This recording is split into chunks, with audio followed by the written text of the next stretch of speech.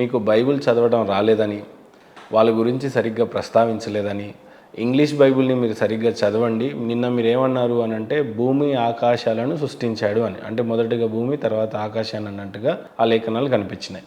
అదే ఇంగ్లీష్లో అయితే హెవెన్ అండ్ ఎర్త్ అన్నట్టు కనిపిస్తూ ఉంది. హెవెన్ అంటే మరి స్వర్గం, వాళ్ళ దృష్టిలో మరి హెవెన్ అంటే ఆకాశమే అయి ఉండొచ్చేమో. మరి మీరేమంటారు దానికి? ఏ రకమైన విశ్లేషణ ఇస్తారు? అండ్ పైగా మీ మీద క్రిస్టియన్ సోదరులు చాలామంది కూడా బగ్గుమనే పరిస్థితి. అవునండి. అంటే వాళ్ళు చేస్తున్నటువంటి మొట్టమొదటి కామెంట్ ఏంటంటే, మీరు తెలుగు బైబిల్ చూసి మాట్లాడుతూ ఉన్నారు, తెలుగులో భూమి ఆకాశాలు అని ఉంది, కానీ ఇంగ్లీష్ బైబిల్ మాకు అదే ఒరిజినల్లో, దాంట్లో చూస్తేనేమో in the beginning God created the heaven and the earth అని ఉంది.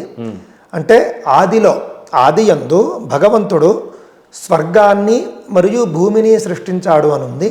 మీరు తెలుగు బైబిల్ చదువుకుని మాట్లాడుతూ ఉన్నారు, మీరు ఇంగ్లీష్ బైబిల్ చదవండి అని వీళ్ళు కామెంట్లో రాశారు. సరే, బాగానే ఉందండి, ఇంగ్లీష్ బైబిల్ నేను చదువుతాను. మరి ఇంగ్లీష్ నుండి మీరు బైబిల్ అనేటటువంటి పరమ పవిత్ర గ్రంథం, ప్రపంచంలో 250 కోట్ల మంది ఆచరించేటటువంటి ఒక గొప్ప పవిత్ర గ్రంథంలో మొట్టమొదటి వాక్యాన్ని ఇంగ్లీష్ నుండి తెలుగులో సరిగ్గా తర్జుమా చేయడం చేత కాలేదు మీకు. అంతే కదా. ఇప్పుడు నేను బయటికి తీస్తే తప్ప అక్కడ ఉన్న ఇంగ్లీష్లో ఉన్నది ఇది, తెలుగులో ఉన్నది ఇది అని అసలు ఎవరికి తెలియదు.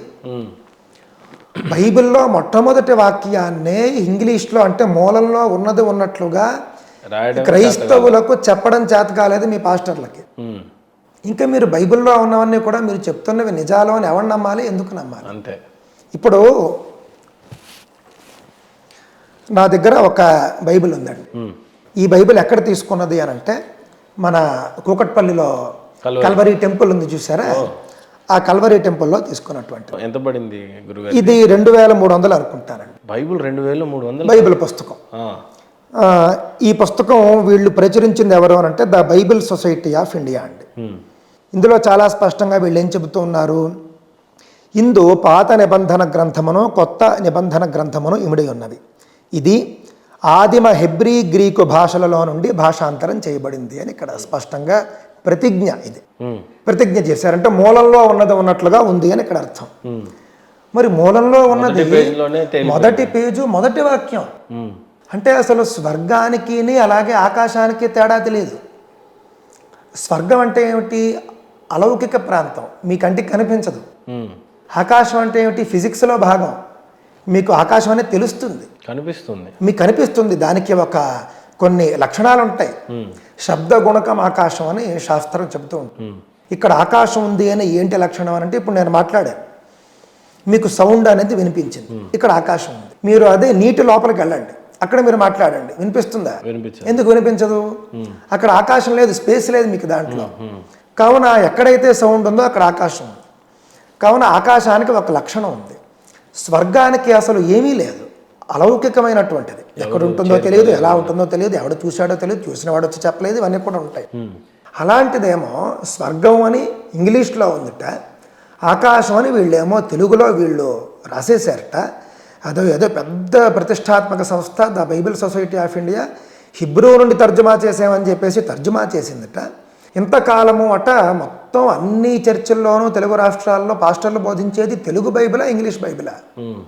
మతం మారుస్తున్నది తెలుగు బైబిల్ వాక్యాలు చెప్పా, ఇంగ్లీష్ బైబిల్ వాక్యాలు చెప్పా, అంతే కదా. మరి అప్పుడు మీరు ఎంతకాలము మీ అబద్ధాలకి, మీ చూస్తే హిందీలో ఇంకో రకమైన ప్రొనౌన్సియేషన్, అంతే కదండి. వీళ్ళది ఏమిటంటే ఎక్కడ ఏది చెల్లితే దాంతో చెల్లించేసుకుంటారు.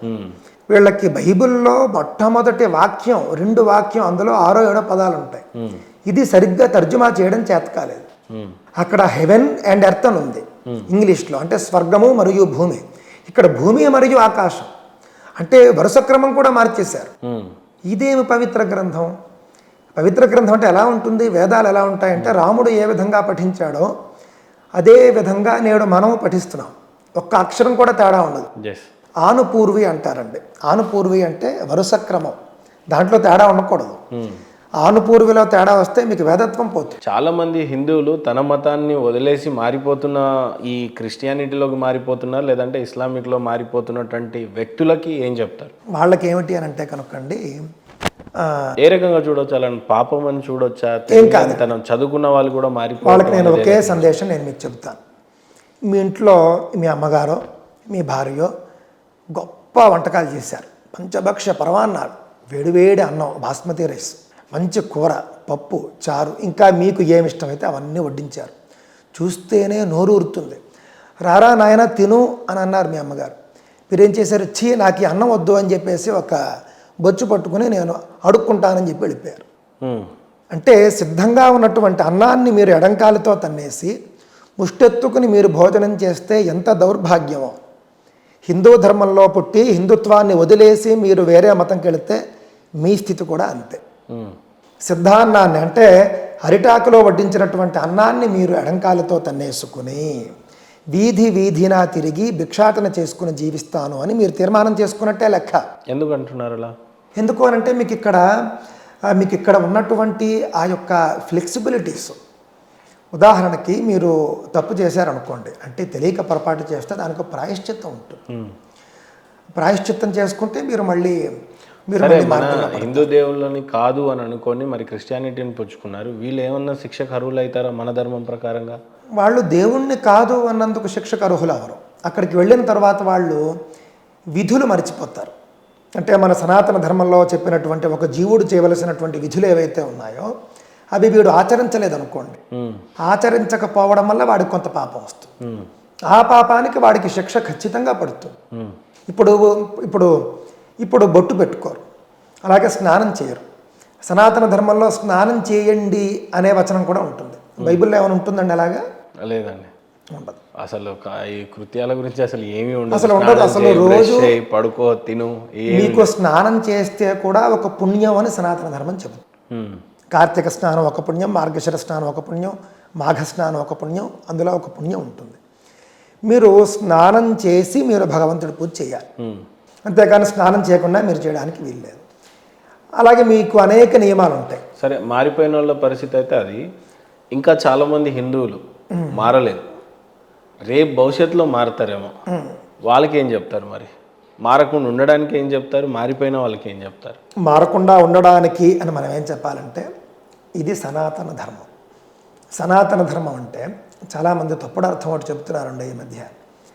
సనాతన ధర్మం అంటే ఎప్పటికీ మార్చలేనిదట, ఎప్పటికీ మార్చలేనిది. కావున దీన్ని ఎవడూ మార్చలేడు, అందుకని మీరే మతం మారిపోండి అని చెప్తున్నారు. ఇవన్నీ కూడా ఇందాక మనం చెప్పుకున్నాను చూసారా, ఇంగ్లీష్లో హెవెన్ అని ఉంటే ఇందులో ఆకాశం అని రాశారు వీళ్ళు. ఈ విధమైనటువంటివి. సనాతనం అంటే ఏమిటి? సనాప్రోక్త సదాకాలే అని అన్నారు. సనా అనే శబ్దానికి ఎల్లప్పుడూ అని అర్థం. తన అనేటటువంటి శబ్దానికి భాషించేది, వెలుగొందేది అని అర్థం. ఎల్లప్పుడూ వెలుగొందేటటువంటి ఒక గొప్ప ధర్మాన్ని, మార్గాన్ని మీరు విడిచిపెట్టి ఏడుపు కొట్టు మతంలోకి మీరు వెళ్ళడం దేనికి? మీరు బొట్టు పెట్టుకునేటటువంటి ధర్మం నుండి బొట్టు చెరుపుకునేటటువంటి ఒక మతానికి మీరు వెళ్ళాలి. చక్కగా మంచి నేత బట్టలు కట్టుకొని. ఏమైనా ఖచ్చితమైన గ్యారంటీ ఇస్తారా? మతం మారిపోయిన వాళ్ళు బాప్తిసం పొందుకున్న తర్వాత పాపాలు చేయటం మానేసి నిజంగానే మోక్షానికి చేరుకుంటారు, స్వర్గానికి వెళ్తారు, అక్కడ భోగభాగ్యాలు. అక్కడ బైబిల్లో ఎంత బాగా రాసుందనంటే, స్వర్గానికి చేరుకున్న తర్వాత పాల సముద్రాలను రాసున్నాయి, తేనె లాంటి వాటి గురించి ప్రస్తావించున్నాయి, వీధుల గురించి ప్రస్తావించి ఉన్నాయి, స్వర్గంలో ఏ రకమైన భవనాలు ఉంటాయి అని. అదే రకంగా నరకంలో చూసినట్లయితే అక్కడ పురుగు ఆరదు, అంటే పురుగు చావదు. ఇన్ ద సెన్స్ అంటే అది భగభగమని మంటుంటే అరుపులు కేకలు, నిత్యం నరకయాతన అనుభవిస్తాము అని చెప్తా ఉంది. మరి నిజంగా వీళ్ళు మారిపోయిన వాళ్ళకి అంత గ్యారంటీగా అది దొరకగలదా? అసలు నిజంగా దేనికోసం ఈ ఆరాటం, పోరాటం? మతాలేంటి, ఈ చిచ్చులేంటి, ఈ గోళలేంటి? అదేనండి, కలియుగ లక్షణాలను కొన్ని ఉంటాయి. మీకు కలియుగంలో అనేక లక్షణాల్లో ఇది కూడా ఒకటి. మీకు కొన్ని ఆసక్తికరమైన అంశాలు చెప్తాను. ఇక మనం అసలైనటువంటి విషయంలోకి వచ్చేస్తున్నాం. మీరు ఎక్కడైనా చేతబడి చేయడం చూసారా? వింటుండం, చూస్తుండం. చేతబడి చేసేటప్పుడు కొన్ని ఈ యొక్క అమంగళకరమైన పూజలు కొన్ని ఉంటాయి. ఆ పూజలు చేసినప్పుడు వాళ్ళు బొట్టు పెట్టుకోరు, కుంకుమ బొట్టు పెట్టుకోరు. పసుపు కుంకుమ మంగళకరమైనది. మీరు కుంకుమ బొట్టు పెట్టుకున్నారనుకోండి, ఆ క్షుద్ర దేవతలు రారు, వాటికి కుంకుమకి పడదు, వాటికి బొట్టుకి పడదు. ఏమండి? అదేవిధంగా మీరు ఆవు నూనెతోనో మీరు ఆవు నెయ్యితోనో ఒక్క నిమిషం, ఇక్కడ జరుగుతున్నదంతా కూడా కలియుగంలో జరిగేటువంటి అమంగళమైన పనులే జరుగుతున్నాయి. అంతే కదండి. బొట్టు ఎంత పెట్టుకోరు, మంది తెల్ల చీర కట్టుకుంటారు, చర్చిలకు పోతారు. రైట్. ఎంతమంది చక్కగా ఇప్పుడు దాన్ని ఏమంటారు, ఎంతమంది ఈ యొక్క ధర్మ మార్గాన్ని విడిచిపెట్టి ఆ యొక్క క్షుద్ర మార్గంలోకి వెళ్ళిపోతారో. అంటే ఈక్వల్ టు ఇప్పుడు ఈ మతం మార్పిడి క్రిస్టియన్ అంతా క్షుద్ర పూజలు లాంటిదే. అంతే కదా. ఇప్పుడు వాళ్ళు ఏమంటున్నారు, మన వాటిని మన యొక్క పూజల్ని వాళ్ళేమో విగ్రహారాధన చేస్తే పాపం అంటున్నారు, విగ్రహాల్లో సైతాన్ ఉంటుంది అని అంటున్నారు. నిజంగా చెప్పాలి అని అంటే దానికి మనం రివర్స్గా మాట్లాడుకోవాలి. విగ్రహాల్లో కాదు సైతాన్ ఉండేది, అక్కడే సైతాన్ ఉంటుంది మన లెక్క ప్రకారం. చెప్పాను కదా ఇందాక మీకు, బొట్టు పెట్టుకుంటే కనుక ఆ క్షుద్ర దేవతలు రారు. అంతేకాదు మీకు కొన్ని సందర్భాల్లో మీరు తెల్ల బట్టలు మీరు కట్టుకున్నారనుకోండి, ఈ తెలుపు మరియు నలుపు వీటికి అవర్ణం అని పేరు. అవర్ణం అంటే వాటికి అవి రంగులు కాదు, అవి మిగిలినవన్నీ రంగులు. ఈ తెలుపు నలుపు మీరు కట్టుకున్నారనుకోండి, మీకు క్షుద్ర దేవతలు వస్తారు. అంతే, తెల్లదంటే దయ్యంతో. అంతే కదా. కానీ మీరు రంగురంగుల బట్టలు ఉంటే వాళ్ళు రారు. ఎందుకంటే వాటికి మంగళం నచ్చదు, శుభం నచ్చదు. అవన్నీ కూడా అశుభ దేవతలు. అశుభ దేవతలను ఆరాధించేటటువంటి పద్ధతులు ఏమున్నాయో అవన్నీ కూడా మనకు పాశ్చాత్య మతాల్లో కనిపిస్తున్నాయి. ఇంకా చెప్పాలంటేనండి చాలా చాలా మనకి విషయాలు ఉంటాయి. ఉదాహరణకు కర్మ అనేటటువంటిది ఉంది.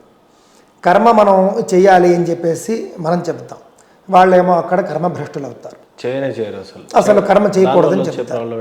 అంతే కదా. మనం చాలా కొన్ని హర్రర్ సినిమాలు మనం చూస్తూ ఉంటాం. వీడు ఆంజనేయ స్వామి పూజ ఏదో ఒక పూజ పూర్తి చేసేస్తే అక్కడ ఆ దెయ్యమో భూతమో నాశనం అయిపోతుంది, లేకపోతే వెళ్ళిపోతుంది అనే భయంతో పూజ పూర్తి కానివ్వరు. అలాంటివన్నీ మనకు కనిపిస్తూ ఉన్నాయి. సనాతన ధర్మం ప్రకారం చూస్తే కనుక క్షుద్ర మార్గాలు ఇతర మతాలు, అందులో సందేహమేం లేదు. అలాగే వాళ్ళు ఉపయోగించేటటువంటివి మీరు చూడండి. ఉదాహరణకి మీకు చెప్పాలంటే మనం ఏం చేస్తాం, ఆవు నెయ్యితో దీపం పెడతాం, నువ్వుల నూనెతో దీపం పెడతాం. స్పష్టంగా మనకు పురాణాల్లో కొవ్వుతో దీపం పెట్టడం అనేది నిషేధం. కొవ్వుతో దీపం పెడితే అమ్మవారు స్వీకరించదు అని ఉంది. కానీ అక్కడ కొవ్వుతోనే దీపం, క్యాండిల్ అంటున్నారు. అంతే కదా. కావున ఈ కొవ్వు దీపం అనేది ఎవరు తీసుకుంటారు, ఈ క్షుద్ర దేవతలు తీసుకుంటారు. అంతే కదా. అంతే కదా. అదేవిధంగా మన ఆలయాల్లో మనం చక్కగా ముగ్గు పెడతాం, కానీ వాళ్ళ దగ్గర ముగ్గు ఉండదు, అసలు నడవదు అది కదా. ముగ్గు ఉన్నా కూడా దేవతలు రారు, ముగ్గు ఉన్నా కూడా మంగళకరమైనటువంటి దేవతలు రారు. అదేవిధంగా ఇంకోటి ఉందండి, జుట్టు మీరు విరగబూసుకున్నారనుకోండి క్షుద్ర దేవతలు వస్తాయి, మంగళకరమైనటువంటి దేవతలు రారు. అందుకే ఏదైనా దైవ కార్యం చేయాలి అంటే కనుక జుట్టు ముడి వేసుకోవాలి అని పెద్దలే చెబుతారు. జుట్టు విరగబోసుకుని పూజ కూర్చుంటే నానమ్మలు ఉంటే తన్నేవారు. ఎందుకు అనంటే కనుక జుట్టు విరగబోసుకుని ఉంటే మన దేవతలు రారు, శుభప్రదమైనటువంటి దేవతలు ఎవరు రారు. అదే జుట్టు విరగబోసుకుని ఉంటే క్షుద్ర దేవతలకి చాలా ఇష్టం, అవి వచ్చేస్తాయి. ఇవన్నీ మనకి ఇప్పుడు ఎందులో కనిపిస్తున్నాయండి, ఏ మతంలో కనిపిస్తున్నాయి? క్రిస్టియన్ మతంలో ఎక్కువగా కనపడుతుంది. అంతే కదా. కావున ఏమిటంటే మన యొక్క క్షుద్ర పూజలు, వామాచారం ఏవైతే ఉన్నాయో అవన్నీ కూడా వాటికి సంబంధించినటువంటివి. ఇతర మతాలు, నేను ఒక్క క్రైస్తవాన్ని అంటలేదు, అందరికీ ఇది వర్తిస్తుంది.